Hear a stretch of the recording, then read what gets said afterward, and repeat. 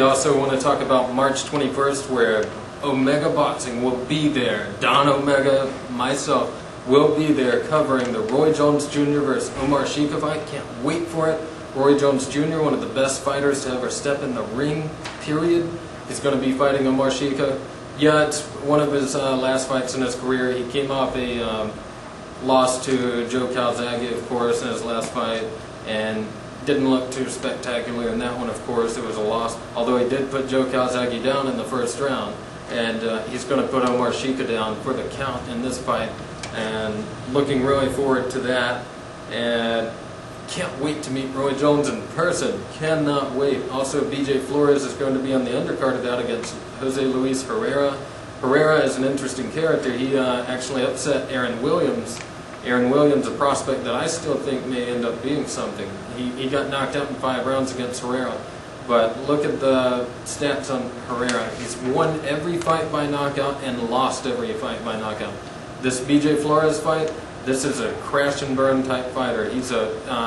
Herrera is a win or lose, all out, either way fighter. He's go out with your guns blazing, go out in a blaze of glory, and looking really forward to that one. I do think Flores will beat him. He's a pretty smart fighter. He'll be able to stay away from him and beat him and knock him out, because that's how Herrera does. It rolls, you know. He either knocks you out or he gets knocked out.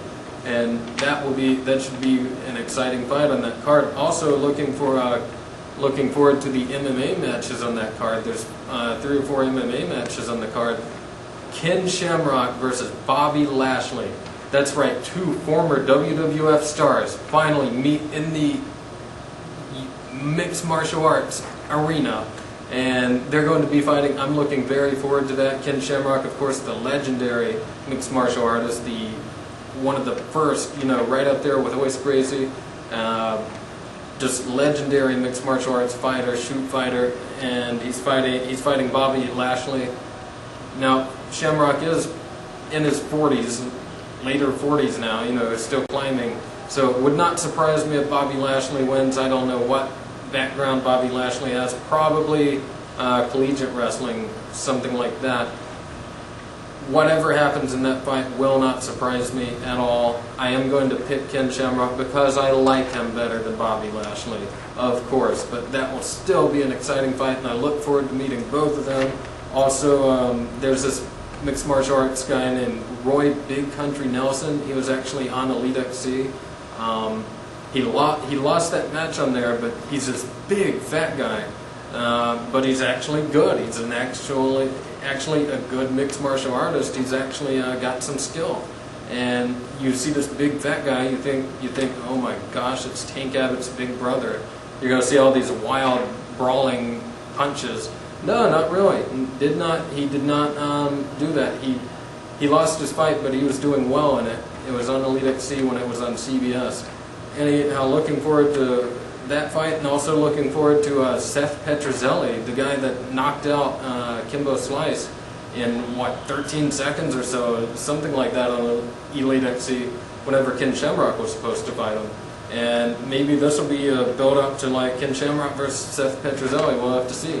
Looking forward to that. That's going to be, and that's also an interesting. That's the kind of card you need for a mixed martial arts and boxing pay-per-view on the same thing.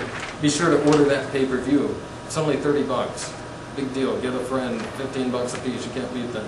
Anyhow, also March 27th, we got Samuel Peter versus Eddie Chambers. Who's going to win that? Who is going to win that? Used to, I would have said Samuel Peter, no doubt. He's the big power guy. But you know what? That Vitaly Klitschko fight, the Jamil McCline fight, he was not impressive in either of those. Who knows? I could easily see Eddie Chambers doing enough to stay away from Peter and beat him on points, but that's how he's going to have to beat him. I don't think he'll stop him. Eddie Chambers is a fast for a heavyweight, but he's not a power puncher by any means, and I could see Chambers winning a decision on that. I'm not picking that. I'm not even going to pick that fight. But anyhow, also March 28th, Latin Fury 8 featuring Julio Cesar Chavez Jr. in the main event against Luciano Coelho, some guy from Argentina. The guy's undefeated. He's from Argentina. Don't really know what that means, but Chavez Jr. should win that. Should be another showcase fight for Chavez Jr. Would like to see Chavez Jr. step on up pretty soon. Not going to complain too much. He hasn't had the amateur experience that a lot of these guys have had. But pay-per-view, come on. I don't know. But we do have 3 other really good matches in the undercard. We got Fernando Montiel in action against Diego Oscar Silva. Again, don't exactly know who that guy is.